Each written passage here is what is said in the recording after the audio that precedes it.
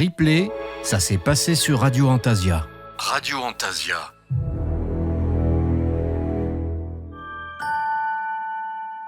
Je peux vous dire que ça déménage un morceau pareil. Je sais pas ce que vous en pensez, les garçons.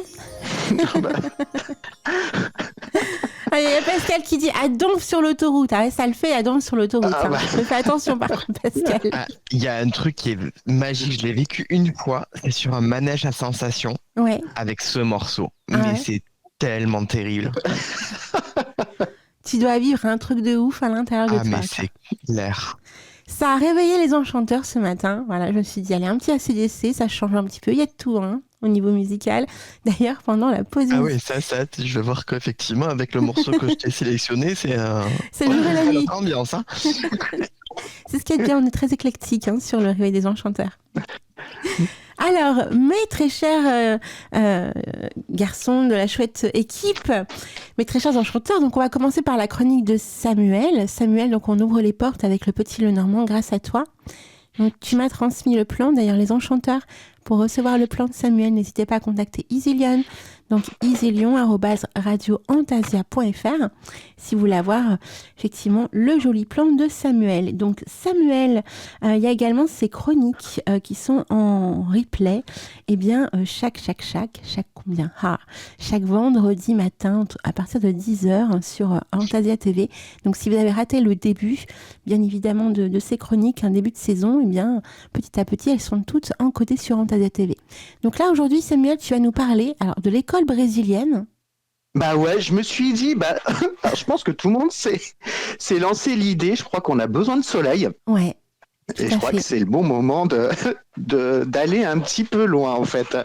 Laissons entrer le soleil, ouais, c'est vrai. Ouais. Donc, si vous vous rappelez, dans la précédente chronique, je vous avais parlé des cartes maîtresses et de l'existence de deux écoles de pensée, l'école de pensée française et l'école de pensée allemande, en fait. Oui. Donc, pour en venir à l'idée de ces cartes maîtresses, en fait, c'est dans un tirage divinatoire. Les cartes maîtresses vont être liées à un aspect fondamental du consultant et de la consultante, c'est-à-dire l'amour, l'argent, le travail, la famille. Et là, aujourd'hui, ce que je vais vous faire découvrir, c'est une troisième école, en fait, et donc un troisième courant de pensée qui est apparu beaucoup plus tardivement que les deux premières. Donc, bien entendu, vous avez compris, on va aller au Brésil pour cela. Et donc, pour comprendre l'école de pensée brésilienne. Qu'est-ce que je vous lis ? Donc, avant de commencer sur l'explication du petit Lenormand et de cette école, il faut se rappeler de l'histoire du pays, parce que ça, c'est vraiment la clé de voûte, en fait. Donc, le Brésil est avant tout une ancienne colonie portugaise qui fut marquée par la traite négrière, c'est-à-dire des millions d'Africains furent déportés est réduit en esclavage, contraint de travailler dans les plantations de coton, de canne à sucre et de café, mais au service des colons. Cette traite négrière n'était pas liée qu'au Brésil, on est bien d'accord, ça concernait l'Amérique du Sud, les Antilles et les États-Unis. Donc ces peuples africains possédaient leur propre croyance qui était fondée sur un culte d'un dieu créateur qui a engendré plusieurs entités spirituelles qui sont appelées les orishas, O-R-I-S-H-A-S ou orixas en portugais, O-R-I-X-A-A-S. Et donc, chaque orisha incarne une force de la nature ou un aspect du divin, c'est-à-dire la mer, la guerre, l'amour, la justice et la fertilité. Contraints par l'Église catholique de renoncer à leurs pratiques jugées démoniaques, ce qui n'est pas chrétien et forcément des démons. Donc ces peuples esclaves ont été contraints au christianisme, mais ils ont conservé leur foi à travers un syncrétisme. C'est-à-dire ce Dieu créateur fut assimilé au Dieu chrétien Et les orishas furent associés à des saints catholiques comme la Vierge Marie, Saint Pierre, Saint Sébastien et bien d'autres, permettant ainsi de conserver leur propre tradition et leur propre culture.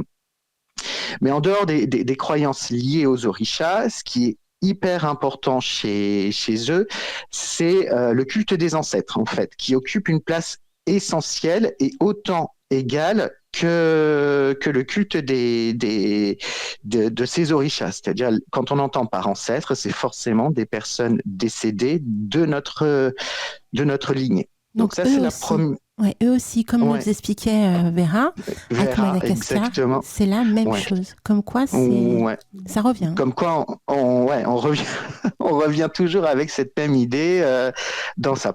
Ce qui se rajoute aussi, donc je vous ai parlé de ces croyances, mais c'est aussi l'essor du spiritisme dans la deuxième moitié du 19e siècle, avec l'intégration des travaux d'Alan Kardec. Donc dans un pays profondément religieux qui fut marqué par deux choses, l'indépendance du pays et l'abolition de l'esclavagisme qui, entre guillemets, a renforcé une certaine existence et la communication avec ces esprits. Donc l'arrivée du Petit Lenormand, il est arrivé, comme j'ai dit, bien plus tardivement, soit par le biais des Portugais, soit par le biais des Français. Et le fonctionnement européen n'était pas connu au Brésil. Et donc, c'est à travers les images simples, directes et universelles qui parlaient aux praticiens qui ont créé cette école brésilienne, en fait.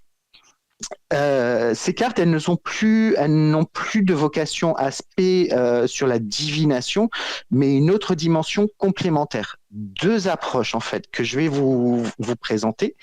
La première, c'est un outil de connexion avec le divin, c'est-à-dire l'association d'une carte avec un orisha. Donc ça, c'est la première chose. Et la deuxième chose, c'est que ce jeu va être perçu comme un livre de mémoire. Et j'en parlerai un peu plus. Et donc, pour vous présenter un petit peu cette corrélation entre orisha et carte Lenormand, ce que je vous propose, c'est d'abord de vous présenter 3 orishas, en fait, et vous indiquer dans quoi cet orisha est assimilé à quelle carte du Petit Lenormand. On y va. On va commencer par Eshu. Alors, Eshu, c'est E-S-H-U ou Exu, E-X-U. Donc, Eshu, c'est l'orisha messager qui est l'intermédiaire entre les humains et les divinités. C'est un orisha de la dualité, c'est-à-dire qu'il est la notion d'équilibre entre l'ombre et la lumière, le chaos et l'ordre, le bien et le mal. Il a aussi une personnalité qui est à la fois rusée et très intelligent, en fait. Ce qui fait de lui comme divinité à la fois protecteur des carrefours. Et cette notion de carrefour devient un espace important dans cette notion où on met des offrandes au carrefour, en fait. Donc, il a cet esprit des chemins, des carrefours, en étant le maître du destin. Et donc, dans le Petit Lenormand, Eshu peut être naturellement associé au cavalier en tant que messager, à la carte des chemins en tant que gardien des carrefours, ou à la carte de la clé en tant qu'élément d'ouverture.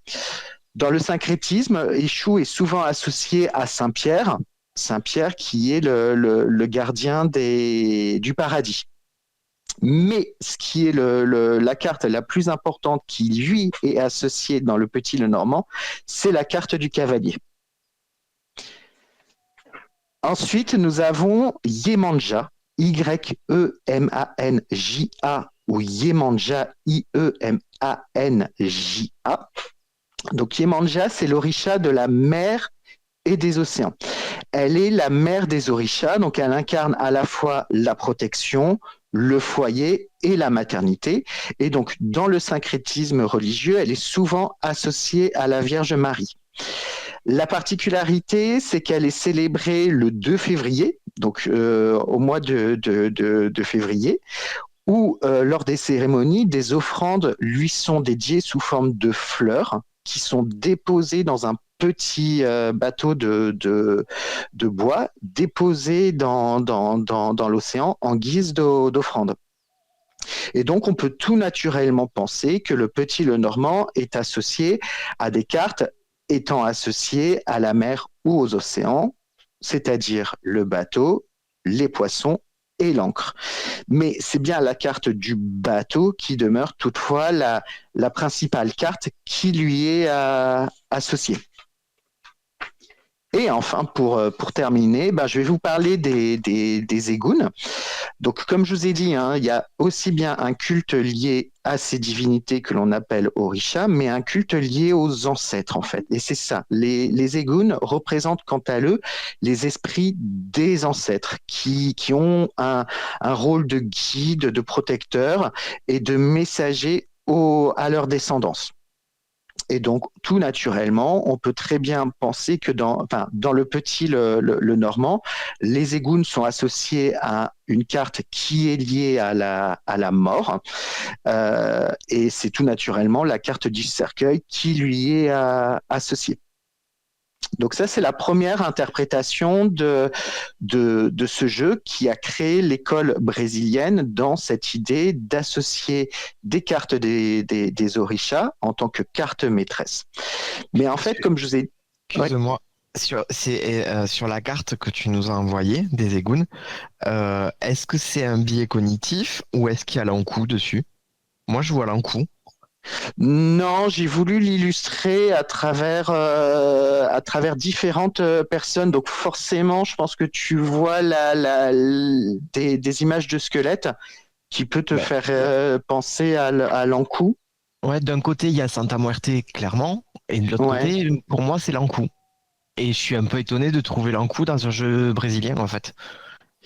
Non, c'est pas le but, en fait, en tout cas. D'accord, ok. C'est pas le but. Pour moi, l'encou est plutôt lié à une tradition bretonne. Si je dis pas, oui. Si je dis pas il a rien à faire. Normalement, il n'a rien à faire là, on est d'accord. Non. Mais c'est bien un élément qui est associé à la mort dans ça. Ok. Qu'est-ce que je voulais dire? Oui. Alors, donc, je vous ai donné les associations, mais il y a aussi, comme je vous ai dit, le Petit Lenormand, il a été perçu comme une sorte de livre, de Bible lié à la mémoire historique de ces peuples. Et pour en comprendre le sens, j'ai voulu vous présenter 3 cartes, en fait, qui va révéler cela. On a la carte du bateau, la carte de la faux et la carte de la verge, qui est souvent appelée la carte du fouet dans les pays anglophones. Si vous associez les deux, que ça soit bateau, faux et verge, on peut deviner que le bateau est lié à ce voyage, ce très long voyage qui a été fait de l'Afrique vers le nouveau continent. Faut savoir que il faut compter des mois pour arriver ici. Avant, c'était plus facile, mais il y avait toujours cette peur de mourir dans ce trajet. D'où l'intérêt souvent de faire appel à Yemanja, la déesse des mers et des océans, pour essayer de calmer les océans. Dans la carte de la faux, on a cette notion non pas de transformation, mais plutôt de récolte, de travaux agricoles, de pénibilité à ce niveau-là. Et enfin, on peut comprendre que la carte de la verge fait référence à tout ce qui est punition, châtiment et violence, en fait.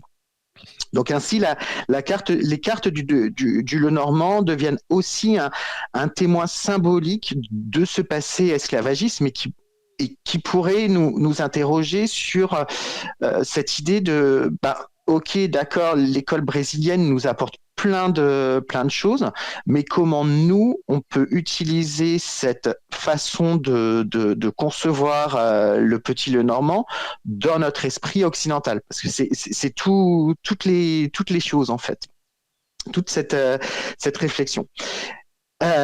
Eh ben, tout naturellement, ce que je vous propose, c'est de revenir à l'idée même du syncrétisme, en fait. Si vous vous rappelez de la définition du syncrétisme, c'est le fait d'associer deux formes ou deux idées, deux philosophies qui paraissent opposées ou complètement différentes pour les rapprocher.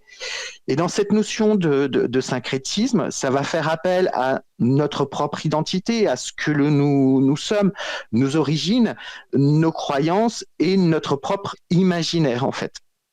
Et ce que je vous propose, c'est de mettre en place cette notion d'école brésilienne en l'adaptant à notre courant de pensée.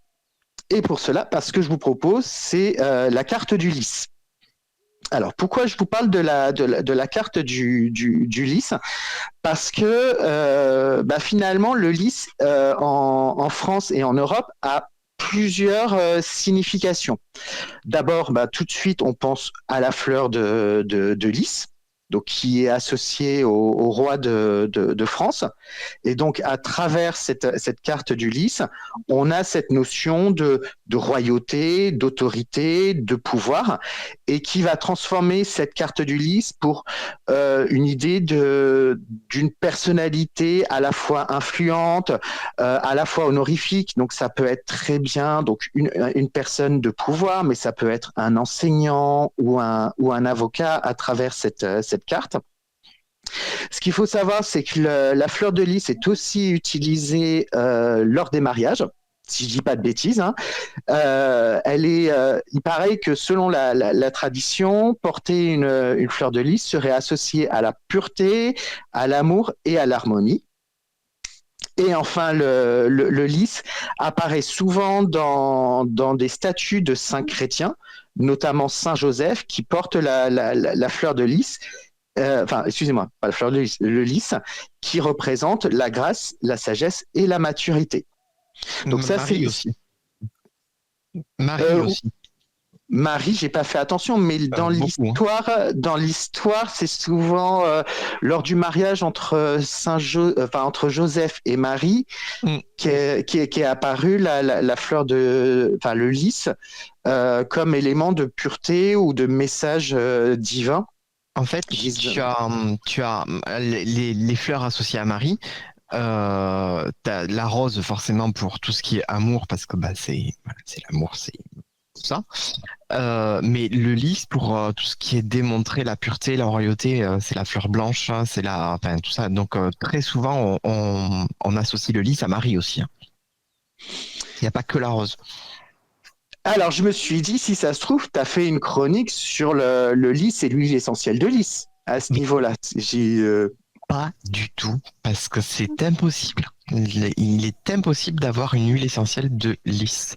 Elle fait partie de ce qu'on appelle les fleurs muettes. Donc, en fait, elles ne produisent pas d'huile essentielle. En revanche, elles ont un parfum extrêmement fort et capiteux. Faut aimer, c'est particulier. Je sais pas si les auditeurs ont cette odeur dans le nez, on va dire, mais c'est vraiment très très fort. Mais on va pouvoir capturer cette odeur avec de l'enfleurage, mais on peut pas avoir d'huile essentielle de lys. Impossible. D'accord, ok. Donc tu n'as pas pu y travailler dessus en fait. Non, alors si, j'ai quelques petites recettes sur le lys, mais notamment le fameux parfum grec qui s'appelle le Yasmelion. Mon grec est un peu rouillé, excusez-moi. Il peut se faire ou à base de lys ou, comme son nom l'indique, à base de jasmin. Qui est une recette de parfum extrêmement complexe à faire puisqu'elle va nécessiter l'enfleurage de ces senteurs, c'est-à-dire qu'on va mettre dans de l'huile, dans une matière grasse, des fleurs. Le gras va capturer l'odeur, on va jeter le macérat puis recommencer jusqu'à que le gras se charge en matière olfactive et à partir de ça on va fabriquer des parfums Et le Yasnelion est un parfum rituel grec antique. Hein. C'est une recette antique. On a la recette avec les écrits de Dioscoride qui peut servir tout à fait dans une pratique witchy, aucun souci, ou dévotionnelle, pas forcément witchy d'ailleurs. Mais non, j'y travaille pas trop dessus. Après, de façon tout à fait personnelle, je n'aime pas l'odeur du lys. Donc, c'est pas une fleur sur laquelle je vais me diriger. Et moi, je suis allergique. Alors, elle est très très belle, mais alors, si je suis à côté, je vais à l'hôpital. Hein. Carrément? Ah, carrément, ouais. Je suis très allergique. Et d'ailleurs, quand j'étais en mairie et qu'il y avait des fleurs de lys, je disais, je peux pas. En fait, je peux pas parce que si je reste, je vais à l'hôpital. En fait, ça, c'est le pollen. Ça prend tellement. Ouais. Les yeux gonflent. Donc, il faut que j'aille à l'hôpital pour qu'on puisse me mettre une petite piqûre. Donc, ouais. Pour tous ceux qui aiment, tu fais bien de parler du pollen, tous ceux qui aiment le lys, petit conseil, enlevez les petites excroissances où il y a le pollen, justement, parce que le pollen tâche et ne partira jamais. Vous pouvez laver tout ce que vous voulez, mettre de la javel, ça ne partira pas. Donc enlevez-les au cas où vous frottiez votre joli pull blanc en cachemire, il est foutu là. Et donc du coup, ça me permet de rebondir sur la carte du lys, qui est aussi une carte liée à la sexualité aussi, liée au pollen en fait. Parce qu'il y a aussi une notion de sexualité par rapport à ce pollen ou ces choses qui sort. Alors, c'est pas forcément une sexualité proprement dite, mais un peu plus quelque chose de plus spirituel ou de plus romantique à ce niveau-là. Ça, on le sait pas, on va plutôt l'associer à d'autres cartes, la sexualité. Mais c'est vrai que la carte du lys est aussi liée à une forme de sexualité à ce niveau-là. Donc, le fait d'avoir intégré la richesse de la culture afro-brésilienne dans le Petit Lenormand, celui-ci s'est enrichi, il s'est transformé à travers le temps et à travers les cultures. J'ai toujours présenté le Petit Lenormand comme un jeu qui évolue, qui a toujours évolué.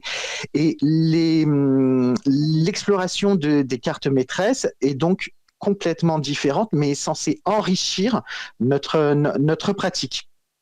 Et donc, pour clôturer cette chronique, lors de lors de ma prochaine intervention, je vais vous présenter comment utiliser la carte maîtresse dans un tirage et en quoi elle peut devenir un point d'ancrage dans une lecture particulière. Waouh! Eh bien, merci mon très cher Samuel. Très instructif. Merci. Est-ce que oui, le jeu est magnifique, hein. Oui. Le jeu Lenormand breton que tu as choisi, breton, putain, ça y est, j'y suis moi. Brésilien.